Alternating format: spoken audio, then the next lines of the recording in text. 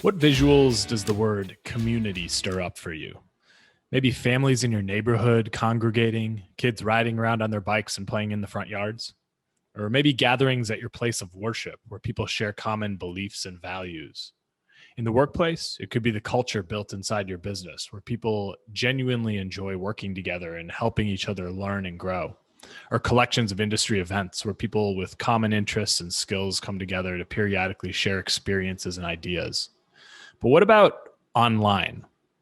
The term social media is appropriately named because over the past 15 years or so, the types of communities that we're used to in our physical world continue to be mimicked in the online media space.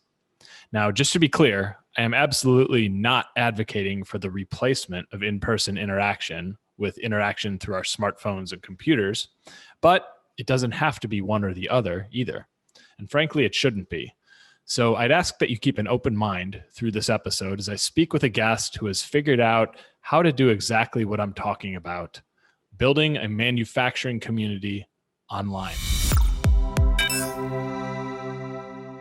Sam Gupta has been an ERP thought leader in the digital transformation space for nearly 2 decades, with the primary focus on financial systems and ERP.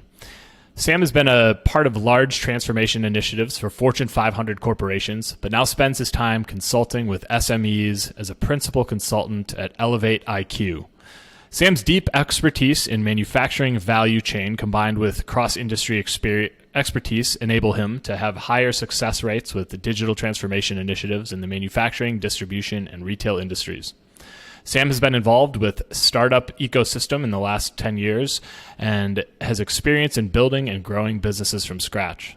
Sam regularly speaks at industry conferences and contributes his experiences through many popular blogs and publications. He also hosts a podcast called WBS Rocks, focused on business growth through digital transformation and ERP, where he interviews top influencers and executives from ERP, supply chain, digital transformation, and accounting.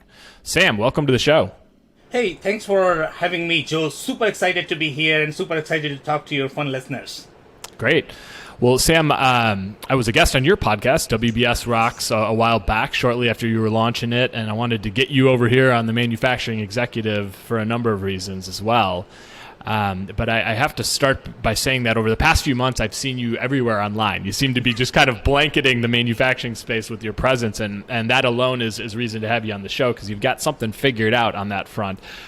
You're all over my LinkedIn feed. You're all over Clubhouse. Some of our listeners are probably starting to become familiar with Clubhouse, others not, and we're going to talk about that a little bit today. But you're always creating content, it seems, in conjunction with other really smart manufacturing folks, which is something I'm a huge, big advocate for. So. And I think that's a good lead into the conversation today, because really what I want to talk to you about today is building a manufacturing community online. Yeah. Great. Well, Sam, you and I had a conversation a week or two ago to prep for this episode, and you said something that jumped out to me. Your comment was something along the lines of, it's the job of sales to build thought leadership around a product category. Yeah. Your community is a way to help you do that. So I was wondering if you could kind of unpack what you meant when you said that.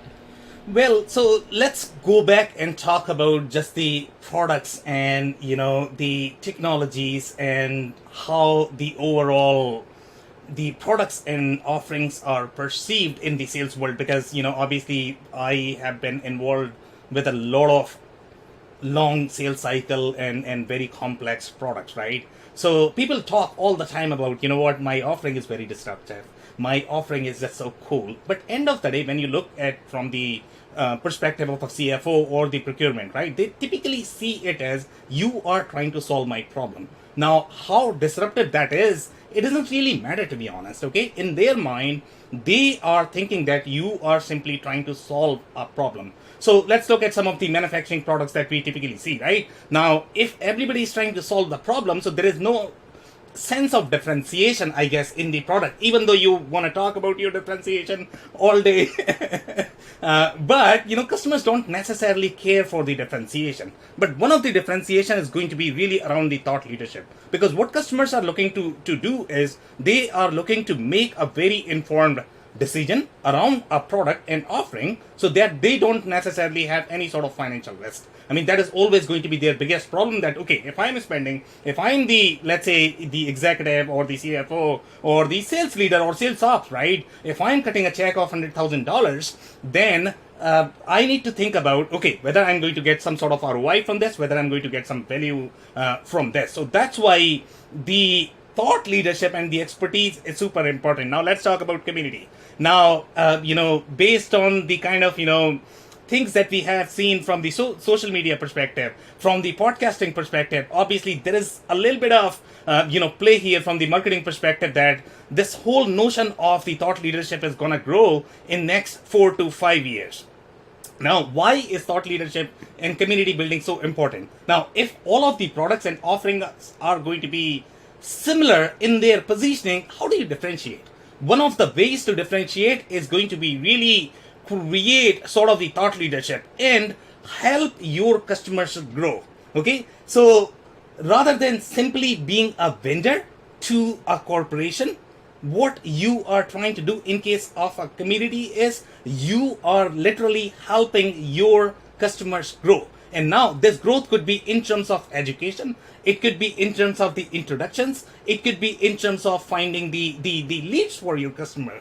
And when you do that, what is going to happen? Now you are almost their customer as opposed to being a vendor. So this whole notion of community is very powerful, because you are helping your customers from many different perspectives. And this is what is going to happen when you do that. Your customers are going to come to you and are going to ask your advice for the product that you are going to sell. Right? And what are you going to do?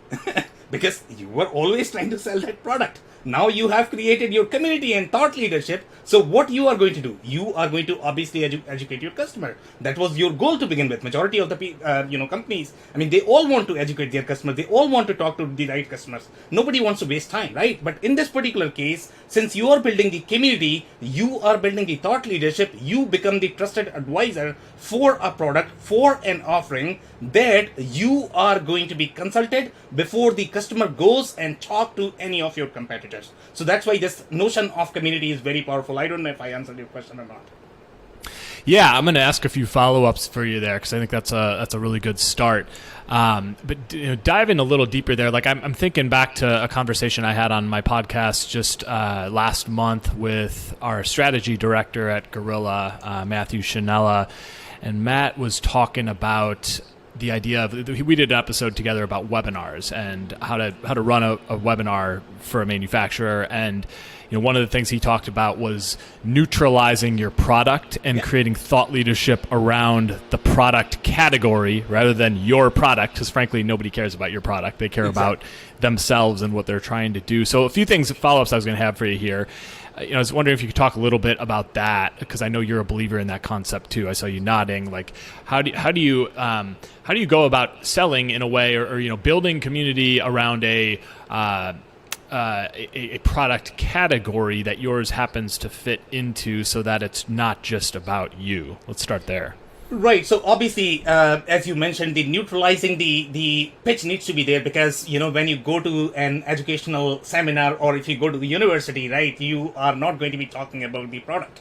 You are going to be talking about a concept. Right, and I'm pretty sure you are a follower of Neil Patel as well, and he talks about these things too. I mean, from the Google perspective, right, from the SEO perspective. So what he coaches is, let's say if you are creating a blog, if you are simply creating around your product, then even if that is not a sales pitch, it will come across as sales pitch. So what you want to do is, rather than saying, I'm good at this, what about you talk about top 10 products in your category, and you mention your product and the pros and cons of that product, right? Then you become slightly more objective in your approach in your coaching, that no, you are trying to promote your own value prop, because you are going to fit somewhere. You have some sort of competitive advantage. That's why you are surviving the business. Everybody does that. So when you create this piece of content, whether it could be a form of blog or webinar or Clubhouse, it doesn't matter. The form does not matter, but you have to neutralize your pitch.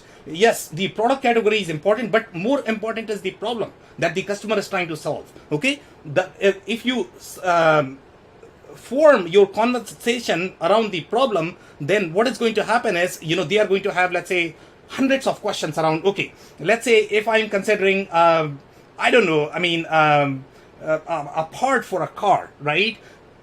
What are the questions that I'm going to have with respect to the form factor, with respect to the build of the product, with respect to, okay, whether if I install this part in my vehicle or machine, okay, how's that going to perform? Am I going to have some sort of financial risk because of that installation? How's going to be the service? So these are going to be some of the questions that your customers are going to have. Obviously, they are going to have questions related to your own offering, how you are positioned as a company, but more importantly, they are going to have questions about, okay, how can I buy this product? Can you coach me that? Okay, if you can create your content around that coaching piece, then obviously that content is going to be powerful. You are going to be considered as the trusted advisor. I will tell you one more story around how to find a topic around these things. So I was talking to one of the manufacturers. He actually does a lot of work in the cold formed steel space. Okay, so they supply steel to construction companies, they supply to rail companies, they are really in the steel business. Now, let's say if you're trying to create a community around cold formed steel, and this is the conversation I had with him, it's just hard because, even though you are neutralizing sort of your pitch, you are not really talking about your own offering, but the target audience is very small, right? So if you simply talk about the cold formed steel, I don't know how exciting that is going to be. So you need to extrapolate that, okay? What can I form the conversation around my buyer? So let's say if, I don't know, if the operations manager or the field supervisor, if they are involved in the decision making, you need to create content around their needs. And that is going to be around, okay, let's say if I have the supervisor, okay, what are the 10 questions that person is going to have when he starts his or her job every day? And if you can answer those questions, one thing this person is going to do is they are going to subscribe to your podcast. The second thing they are going to do is they are going to subscribe to your blog, because you are literally helping them out with their career, with their job, right? And once you do that, you are going to sit in their mind always. So anytime they are going to have a question, obviously you are positioning your conversation around a community, around a concept, and when you do that, you sit in their head with that positioning. So in my case, WBS rocks, everybody knows it's ERP. So everybody knows, okay, anytime they are going to think about ERP, they are probably going to think about WBS rocks. They are going to be thinking about Sam Gupta. So this is how the community works. Okay, community, the notion of community is very powerful. Creating the topic around a specific subject matter expertise is very powerful in finding the topic, as opposed to going just by the product, or for that matter, product categories are slightly better. But I would suggest that, create around a concept where you can create several topics.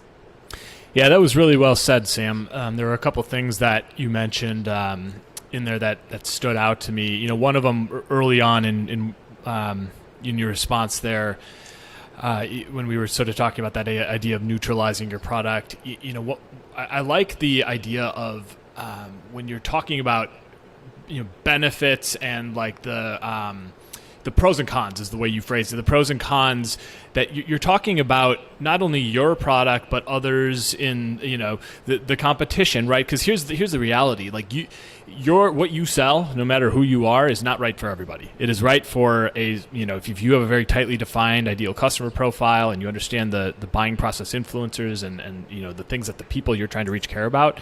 If you know that really well, the more you can. If you can just provide objective, honest information about, this is right for people who fit this description or have these problems or are trying to achieve these things, and this over here is right for people who have these problems, and this is the description of them. And when you can be objective about that, what I have found, because I have a very niche business. Like we serve mid-size B2B manufacturers who sell CapEx equipment through long sales cycles. Like that's who we really work with. And so when I talk about the things that matter to those people, well, people who fit that description say, oh my gosh, that's us. Everything, check. Those are us. And the people who aren't a fit, they say, okay, yeah, probably not the best fit. I get that. But but that's a good thing because you wind up, building credibility in the process of just, honestly stating who it is that you do business with and who you're best at serving. And then people who aren't a fit, you earn credibility with them too, and they're probably likely to refer you when they see somebody who is. So I don't know. I'll stop there for a second to see if you had any builds there, but that's just kind of something you said that stood out to me. Yeah, and the only thing I'm really going to add there is when you have that focused approach with respect to either the industry or community, then you sort of become connected. You sort of become the thought leader in your space. So in your example, let's say, you are focused on a very specific industry, and we focus on very specific industry as well. We don't like to be take the cookie cutter approach, just everything for everybody. It doesn't work, right? So when you are connected in a very small community, as you had mentioned towards the beginning of the conversation, that I'm actually hanging out with some of the biggest influencer in the manufacturing, and the reason why they are hanging out with me is because they like to see what I'm offering to them. It actually helps them with their own personal growth, and that's the reason why they are hanging out with me. If I try to, let's say, publish my content related one day construction, one day manufacturing, the second day it's going to be food manufacturing, then okay, who are you? Shall I be hanging out with you? So everybody just cares for themselves, and I mean, as soon as salespeople realize that, right? As soon as they tailor the pitches around the resume, that's how I like to think, because we are involved, as I mentioned towards the beginning of the conversation, that we are involved in some of the most complex sales cycles that you can possibly imagine, right? So in our case, we are selling to literally everybody in the company. That is going to be your board, it's going to be your executive team, it's going to be your floor employees as well, because if they don't buy the software, they don't buy the idea of replacing the software, then obviously it's not going to go well, right? So we need to create the pitches, and we have the strategy from the marketing perspective. We need to find the sort of the customer persona, and we are going to see that, what is going to resonate with each of those personas, and we create the pitches around that, even though it's the same product, it's the same offering, okay, but the pitches are going to be completely different. So we study, okay, what are these guys care for from their resume, because they are going to have their goals, and based on that they are going to perform. That's their day job, and if they are not successful in their job, then obviously they are not going to be excited about anything. The more you tailor the experience towards them, the more the pitch will resonate, and that's why this whole notion of the community and finding your niche is also very important, the way you said, right? So as if you are hanging out in your community, you will get tons and tons of referrals, which acts as your sort of the IP. If you are simply doing just the sales or outbound sales, it just, as soon as you send that email, as soon as you make that call, you are done. That's a sunk cost for you, right? That's a spend for you. You are never going to sort of get that back. But in case of, let's say, if you are doing inbound marketing or community-centric initiative, this is almost going to be your IP that is going to sit there for you always, and that is going to give you the long-term return based on this effort, because you are always going to get referrals from these referral networks. Yeah, that's a good build there, Sam. And I wanted to come back around to one other thing you said a few minutes ago, which is, you mentioned the idea of extrapolating, based on the things that your audience cares about, and that really struck me because it's exactly what I'm trying to do with this podcast. And we, when I think about who my company tries to reach, well, there's the C-suite, there's the CEOs and presidents and VPs of sales at manufacturing organizations, and then there's also the marketing folks, the marketing directors, marketing managers, CMOs, those types. And so like we use this platform. I was encouraged by the company that produces this podcast for me, Sweetfish Media, when we named this. I was looking at names like, related to industrial marketing, and they said, no, you need to name this the manufacturing executive. You've told us that your person you're trying to reach is a CEO. So, and you need to make the show about more than just marketing, because CEOs of manufacturing aren't experts in marketing. And if you want to build community with them, you need to talk about things and let them talk in front of their peers about their things that they are experts at, like building a manufacturing business and hiring and sales in the manufacturing space and technology around robotics and automation and Industry 4.0. And so basically, we've used this platform, the Manufacturing Executive, to build community with manufacturing executives, right? And then on the other side, I have my marketing team led by Matt, who I mentioned earlier, who is running a recurring episodic webinar series called Industrial Marketing Live, and that is not for manufacturing executives. That is for the marketing director type, and we have over 200 people who attend these things are subscribed, at least probably 50 attend every other week to and there's a community building there around the marketing folks in manufacturing. So I really like the idea though of sort of extrapolating and not just zeroing in on the thing you do, but the things that matter the most to the people you're trying to reach. Yeah, exactly, and it goes with any marketing, I guess, right? I mean, if you try to zero in too much, that could be a problem. But if you are too broad, that could be a problem as well. So it's sort of the art. Yeah, it is. in case of marketing, right? So you need to figure out the ideal focus that is going to be the right fit for you, so that you have your community. I mean, you don't want to target like 1 billion people. Yeah. It's not going to work, right? Well, Sam, there are a few platforms I want to get into here, in particular LinkedIn and then Clubhouse, which the former is familiar probably to most listeners, the latter probably to few, to be honest. But before we go there, one other thing I just wanted to ask you was, can you just for context, for anybody who's kind of sitting here thinking like, okay, community, I'm still not exactly sure what, like, can you make the idea of community a little more tangible? Like, what are different ways to build community online and specifically in the manufacturing space?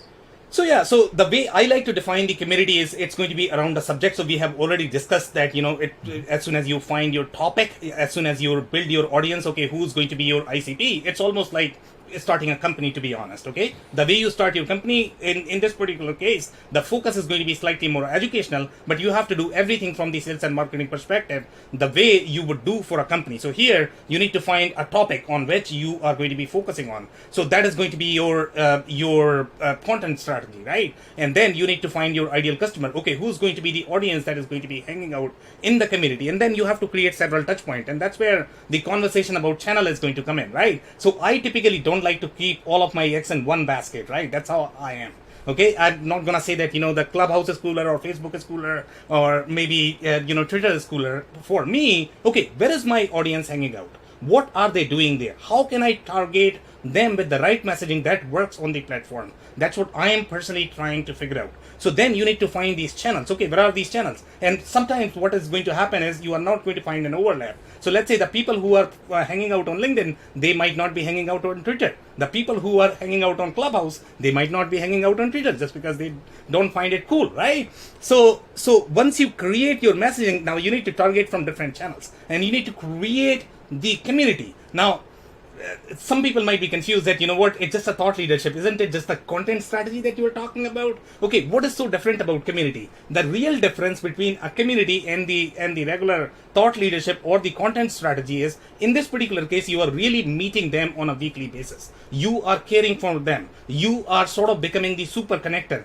You are making, let's say, 20 to 25 intros on a daily basis just to help people out. Okay, you are not even thinking about it. So you are spending a lot more time. And this is what you would probably do when you go to a trade show as well. I mean, in trade shows, I have spent my life in going to trade shows, to be honest. Okay, in trade shows, people don't necessarily pitch. Okay, they like to talk about beer. They like to talk about friendship. They like to talk about conversation. So you are literally creating that relationship, right? You can do the same thing virtually as well. Okay, you can create these engagements from different channels. Make sure you are continuously engaged with them on multiple channels, and you are adding the real value in their lives. Whether it is going to be, okay, can I provide you backlinks? Can I provide you, some sort of content authority so that it's going to help you with your day jobs? Can I help you get a job? Can I help you sell your products? Okay, the more you do for the community, the more you encourage your community members to serve the community, the more it will come back to you. I don't know if I'm making sense right now. Yeah, you are actually, and you're kind of answering a question that I wanted to ask you at some point here, which was, I've heard you talk about the idea of being a super connector, and that's kind of what you're talking about here. And I see you doing this on LinkedIn. Usually, when you post something, anybody who's listening here, go first of all, go follow or connect with Sam on LinkedIn. But he does a really good job. Observe his posts. I notice you always tag a lot of people, and sometimes when you see this, you think you're just trying to get your content in front of more people. But if you look at how Sam does it, you're very intentional about who you choose to tag on a given post, because that content has some relevance to them, or you think they could add to the conversation. Do you want to talk about that a little bit? Yeah, definitely. So let's talk about the strategy, about the content and why this matters, right? So again, it's the basic sales 101 in my opinion, right? The whole idea of sales is not really to pitch, it's to stay on your customer's mind all the time. At least that's what I was taught when I got into sales, right? So now, how do you stay on your customer's mind, right? You could do a couple of things. Number one, you could be calling on a weekly basis, you could be emailing them on a weekly basis, or you could be touching them through social media. So one of the strategies that, or you could be simply making the introduction, as I mentioned during our conversation about being super connector. So in my case, the reason why I like to follow this concept of super connector, and by the way, this comes from a book, and there is a book called Super Connector, right? So he describes this concept of super connector in a very detailed fashion. The way super connectors like to think and work is they are very enterprising in their approach, the way they think, right? So what they are going to do is if let's say Joe, you come to me and you are asking me for a favor, okay, I'm going to think that, you know what, Joe came to me, what can I do for Joe so that, number one, it's obviously going to help Joe as well, right? And then it is going to help Joe remember my name all the time, that Sam had done something for me, right? So in case of super connector, what you are doing is you are creating three-way connection. Okay, so you are connecting a person, and now I may have nothing to do with this connection, to be honest. I'm simply wasting my time because I may never be selling my offering to these guys. But what I'm doing is, hey, I know Joe, and I also know a manufacturer who might be looking for, let's say, the marketing help. Right? Now, if this person comes to me, okay, he might have a simple question about something. So what I do is I do very strategic and synergistic introduction. Okay, so for example, Joe, you are targeting your manufacturers, right? Now there might be another vendor who might be targeting manufacturers as well. If you collaborated on your marketing efforts, you guys can win together. So these are the kind of introductions I always make, and because of that, that actually helps me with the community building, and that's a concept of super connecting. These super connectors are very resourceful in their approach. They are always thinking out, okay, what can I do for my community? What can I do for my network? And obviously, the people who understand the referral-based relationships, the people who understand how the super connecting works, they are going to come back to you. They are going to care for you as well, because they care for your introduction. And that's why you see the large community. As soon as I post on LinkedIn, oh my goodness, you are going to see 200 likes on my post. And the reason why they are liking is because, they are getting real introductions. I'm helping them with their business. If they engaged with, let's say, a marketing company or a sales company, these companies will charge them, I don't know, maybe $100 per lead, $200 per lead. And this is really a free introduction from my side. I'm not expecting anything back. So what is going to happen next? I mean, obviously they are going to care for me, because, if they don't care for me, I will not be responding to them. That's how we all work. Right? Yeah, I think it's really good, Sam. And I think there are, I think, that sort of approach, if is, it can be done authentically and it can be done inauthentically, and you see it happen in both ways. And I think you're a good example of somebody who is clearly authentic in your methodology for doing it. You're very thoughtful about the connections you make, and you kind of describe it. Okay, like who Joe and this person, they kind of serve the same audience. I wonder if there's some collaboration they could have. But I think the thing you said that stood out the most was you don't expect anything in return. And I think if you go in with that mindset, you're going to build trust and credibility, and you become more likable. Because frankly, I didn't know you when you reached out to me to be on your podcast, and I saw the way you're using LinkedIn and tagging people constantly, and I didn't know what to expect, frankly. But I got to know you a little bit through your content and observing what you're doing, and our conversations leading up to this, and so I think you're a good example of how to do that in a way that will naturally, like you said, you are building an audience by doing that. You're building relationships with people. You're not asking for anything in return, but as a result of doing all this and helping the community and looking to how to help people, you are going to get something in return. It will happen incrementally over time, just naturally. Yeah, and one thing I would like to add there, and sometimes when people are starting on this journey for the first time, they become too invested in this approach, right? And they might not be expecting anything in return, and they might be going after everybody. I would not advise that approach, because end of the day, we all need to sell something to be able to feed our families, right? So you really need to be mindful of your time as well. So what I typically recommend is take, let's say, 60-40 approach, 70-30 approach, 80-20 approach with respect to your time. 80% or 70% of time needs to be in sales focused. 20 to 30% of the time needs to be slightly more long term, where you are nurturing your relationships, right? So balance your time. If you're too invested, you will lose it. You are not going to appreciate this. Okay, you will see, oh my goodness, I'm wasting so much time on LinkedIn. It's not working out. I'm not making any money. It doesn't work that way, right? So balance it out. Balance is the name of the game.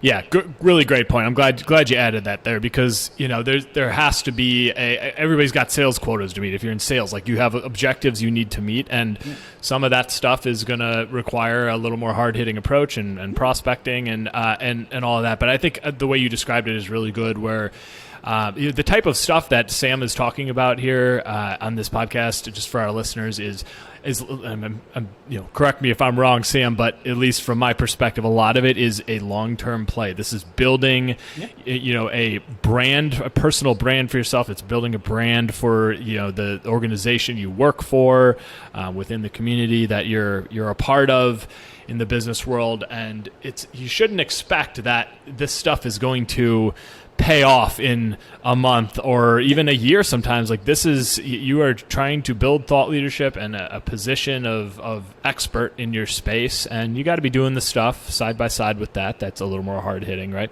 Yeah. So it's almost like creating a company or a product or R&D, That's a long play. So you have to wait before you can reap the fruit. So you are not going to, let's say if you have a sales play right now, you are already getting sales from somewhere. Don't disrupt that process, because that's already proven. You are already getting that. When you start on a new initiative, try in the 30 to 20% approach. Try to see, how I can create this channel that is going to pay me in the long term, because this is already your 60-70%. The sales, outbound sales that you might be doing, that's already your sunk cost. You are wasting your money, because tomorrow, let's say if the pandemic is going to hit, in our case, the reason why we started on this journey of, inbound marketing is because our existing channels were not really working, to be honest. Okay, we had no leads whatsoever. So what do? So we had to figure out, something for the long term, because this was a very shocking situation for all of us, right? So that's why we wanted to create some sort of IP around our marketing efforts, some sort of long-term play around marketing efforts that is going to pay us in the long term. Yep, it's a really smart move, I think, and I think you're a good example of somebody doing it well in this space. So, solid stuff. Sam, I've been kind of itching on my show here to talk to somebody about Clubhouse. And I'll start by saying, and I'm going to let you kind of explain what Clubhouse is briefly in your words in a second here. But I want to start by saying that, I think your episode is following up the one that I did with Mike Weinberg, who's the author of New Sales Simplified and Sales Management Simplified and Sales Truth, some huge best-selling sales books, some on the all-time list on Amazon for best-selling sales books. And he made a comment. He talked a little bit about Clubhouse as in the context of there's always the next shiny thing, and there's always people out there telling you, if you don't do this thing and get on this thing, you're going to be a dinosaur and you're going to be dead. And I am not I'm 100% on board with Mike's take there. Like, it's, there's always going to be the new shiny thing that you have to jump in, and people are telling you you've got to do this. And but here's what I'll say about something like Clubhouse. Like, this is a brand new, well, not brand new at this point anymore, a few months in now, where it's really gaining some steam, but it's a newer platform. The manufacturing sector is starting to show up there, and there is opportunity there. It's not going to be your end all be all or the big solve that changes your business for most of you. But here's what I will tell you. I've been spending some time on this platform, and my audience is starting to show up there, and there is an opportunity to be a little bit of a pioneer and get out there and see if it works. So for that reason, I do want to talk a little bit about what Clubhouse is. And Sam, you're an example of somebody who has sort of figured out how to how to make the platform work for you. So I'll stop there and start. If you could start by just sort of explaining briefly what is Clubhouse, because a lot of listeners probably are like, I've heard of this thing, or maybe I haven't, and I don't even understand what it is. How would you describe what the platform is? And then I'd love for you to get into talking a little bit about how you're making use of it and the value you're seeing.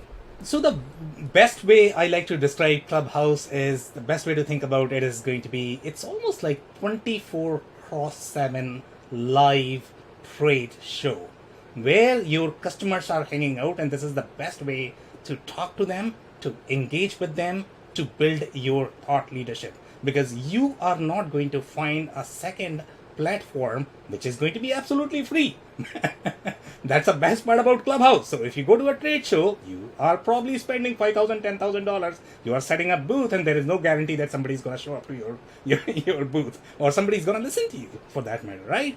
In case of Clubhouse, it's a similar concept. It's almost like setting up your virtual booth around the expertise that you have. So when you go to Clubhouse, what you are going to see is on the homepage, you are going to see a bunch of topics, and anybody who is present on Clubhouse, they choose a specific interest when they log into the Clubhouse. So for example, in my case, I am going to be interested about anything related to digital transformation, manufacturing, anything and everything ERP probably. Joe, you are going to be interested in sales and marketing, manufacturing, right? So you are going to select your interest around that topic. And then what the feed is going to do is, it's actually going to show you all the rooms that are going to be relevant to your interest. So it's almost like live meetup that is happening all the time. You can drop in at any point of time. The only thing you really need is a phone. And the main difference between a podcast or the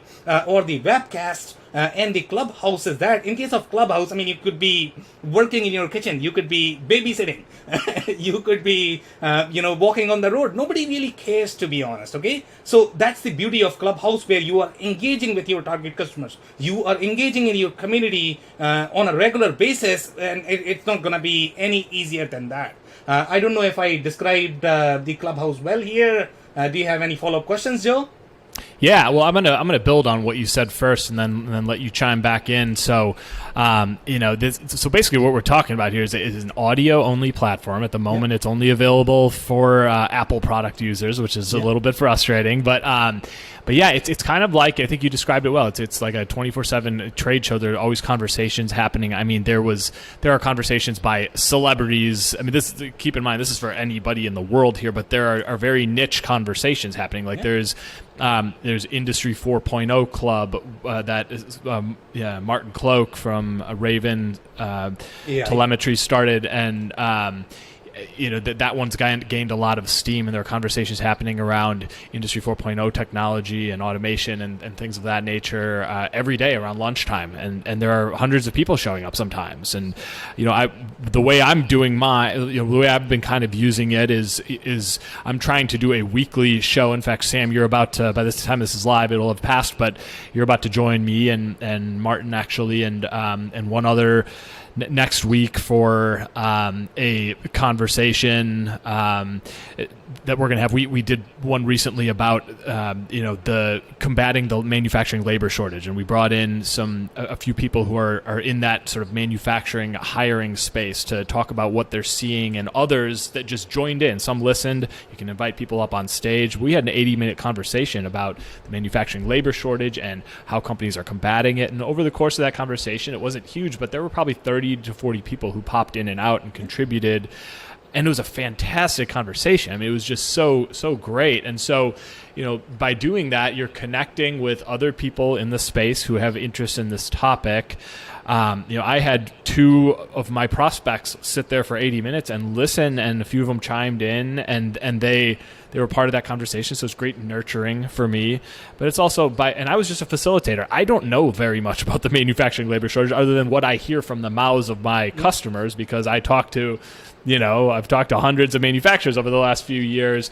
They are the experts in what's happening there. So my job was to facilitate the conversation between the people who really are experts on it. So I'm just kind of curious, Sam, I'd love to hear how you have been using the platform to build your own community, because that's what our episode here is about, is community. And I think this is a really cool way to do it. And I've seen you doing a nice job with it. Yeah, so one of the things that I do is I'm always doing this cross-linking, which always typically works slightly better. So as opposed to simply having a lot of people, when they have the Clubhouse, they don't really have their branding, to be honest. In our case, everything is just WBS Rocks. Okay, so when you go across the channels, it's just one hashtag, it's just one branding. It's not any different. So that actually gives a sense of community that you are part of sort of the WBS Rocks in my case, right? So that is one thing that, okay, if I'm actually on the Clubhouse, right? So obviously we host a lot of different topics that in our case, the topics are going to be around, let's say, ERP and e-commerce, right? So my audiences for ERP is going to be completely different than the audience that I'm going to get for e-commerce. So we host many different topics around these two topics, but the best traction that I get from Clubhouse is when I'm cross promoting this on multiple platforms. And that is going to be, okay, if a lot of people are showing up to your room, make sure that you tag them on LinkedIn, because that is a way of providing them visibility. That is a way for people to be able to connect with each other, because the limitation that you are going to hit into your Clubhouse is, you don't have a way to sort of chat or connect there. You just have your Twitter link, you probably have your Instagram link, but let's say if you had a conversation, you want to make sure that whatever community you are building, they are able to carry forward this conversation afterwards. So what we really do is we do a really good job of posting this on LinkedIn, and we are going to be tagging everybody who was part of the room. Okay, we are going to post their pictures on the post, and this actually gives them visibility. Their employers are going to see that this person is really engaged in the community, is very well trusted. Let's say if you're a sales or marketing person, that helps with your brand, that helps with your job as well, because your company is actually getting the visibility. So what we do, and that's a question you asked, right, Joe? In our case, we are really trying to reinforce the community from different channels. So Clubhouse is just one channel for us. We are not running after every shiny syndrome out there. Okay, for us, it's a way to get new guests. It's a way to get a new audience that may not be possible, let's say, getting through my own personal network or my company's network, or let's say from LinkedIn or Twitter. This is a completely, we have the guests pop in all the time, and they are asking the question. And one of the things that I would advise everybody on Clubhouse is, if you have a guest pop in, make sure they engage. This is a very social experience, okay? The point there is not really to preach about what you know. The point there is to sort of engage with your audience, okay? If they have a question, okay, make sure you let them speak. Anytime, this is something we do all the time in our room. See, if a new guest is going to be there, he becomes the first speaker always. Okay, they are the ones who are actually going to be speaking, because we want to make sure that they are comfortable. Obviously, you want to care for the other people as well that are already engaged in your community, that are part of the community. But it's always the new people that you need to take extra care for. The more you do it, the more they will start showing up every time, and the room is going to grow just because they are finding value, based on the conversation. They sort of feel warm and welcome as part of the community. They are connected with you because they care for these topics. In our case, our community is built around ERP, digital transformation. So they care for these topics. If you are selling, let's say, steel or the automotive parts, you want to build your community around that. Yeah, good stuff, Sam. That makes a lot of sense. So yeah, I think manufacturing people listening right now, it's worth checking out what's going on Clubhouse, but it's just one of many places you can do this. It's just kind of it happens to be the new shiny thing. I've heard in the last week or so, LinkedIn's getting ready to roll out their version at some point in the future here. Maybe it'll have happened by the time this is live, but of a sort of what they're calling a social audio platform. So we'll see what happens there. We'll see if Clubhouse is the winner in the long term, if somebody else scoops it up or makes a version that crushes it, all to be determined. But I think the point is really like, this is just another place where you can build community, you can engage with actual human beings, invite them into the conversation. It's pretty cool what's happening there. So well, Sam, I want to wrap up pretty soon here, but the only other thing I really wanted to hit on with you, in the early days of social media, which makes me sound like a dinosaur already, geez. But I'm 38 years old. I was in college when Facebook emerged and became a thing, and so I was kind of an early user of Facebook and of Twitter and in those early days of social media, and then for somewhere along the way, I just sort of faded away from Twitter. I don't know why. I don't know. There wasn't a specific reason for it, but I haven't heard a lot of people talk about Twitter. Probably just given that I'm in this B2B manufacturing niche recently. And then I was talking to you in prep for this episode, and you're like, "You're not using Twitter in manufacturing? Like, there's a lot going on there." And it kind of just, my ears perked up, and I was very curious.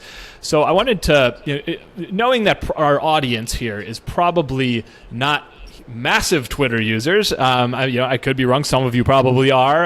Maybe I don't know my audience as well as I think I do. But I would love to hear you just talk sort of at a 101 level, Sam, about how you're seeing that platform being used. And again, coming back to this theme of building community, maybe talk a little bit about how you're using Twitter on that front. Yeah, so Twitter is a very unique platform the way it works, right? Number one thing about Twitter is their hashtags are extremely powerful, and it's a very open platform as compared to your LinkedIn or Clubhouse. So whatever happens on LinkedIn stays on LinkedIn. Whatever happens on Clubhouse stays on Clubhouse. You don't necessarily get the ROI after these platforms. But, in case of Twitter, it's a very open platform. So let's say if you're tweeting about your content, and if somebody is watching those hashtags, and people are deliberate about watching these hashtags just because in case of Twitter, it's just easier. There is a paper called paper.ly.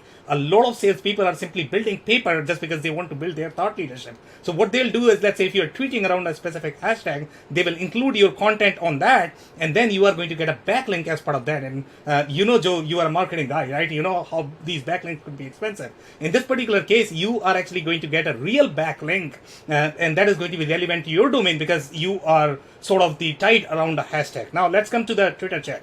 Twitter chat is a very unique concept of Twitter, to be honest. Not a lot of people are aware of that, right? But I mean, it's been used by universities, it's been used by the startup space. So it was a pleasant surprise for me when I discovered that manufacturing community was very involved on the Twitter chat. And there is a hashtag called USA Manufacturing Hour. USA MFG HOUR is the hashtag, I guess. Again, look it up. I may be slightly off here. Maybe you can include that in the show notes. So that is the hashtag. That is, I would say, at least 100 or 200 manufacturers are involved on this specific hashtag, and they are there, all the marketing folks, right? They are there to just promote each other content. The way the Twitter chat work is, it's again around the community. So in a specific time, just for 1 hour. In our case, let's say we do this Twitter chat around WBS Rocks. So we are going to be meeting at 12 o'clock in 25 minutes right now, and we are going to be picking a specific topic around digital transformation or ERP, and we are going to be talking about how that can help manufacturers. So typically you are going to get, let's say, 5 to 7 different questions, and everybody simply engages on those questions. The only constraint that we have in this Twitter chat is going to be a hashtag that everybody is using. And the advantage that you get by using this specific hashtag or on the Twitter chat is because, everybody who is tweeting around that specific hashtag is actually going to retweet everything that you are doing. So let's say if you tweet around WBS Rocks and you have a hashtag called manufacturing, so anybody who's monitoring manufacturing is actually going to pay attention to WBS Rocks, as WBS Rocks is typically quoted around manufacturing, so I should be paying attention to WBS Rocks. Maybe they have something related to manufacturing. So this is the easier way of building your awareness. But the most advantage that you get is, number one, you can promote your content. There is no limitation as such when you are on Clubhouse or LinkedIn. You have a lot of limitations based on the platform. But on Twitter, what you could be doing is you could simply be promoting your offering, and you could be quoting your own hashtag.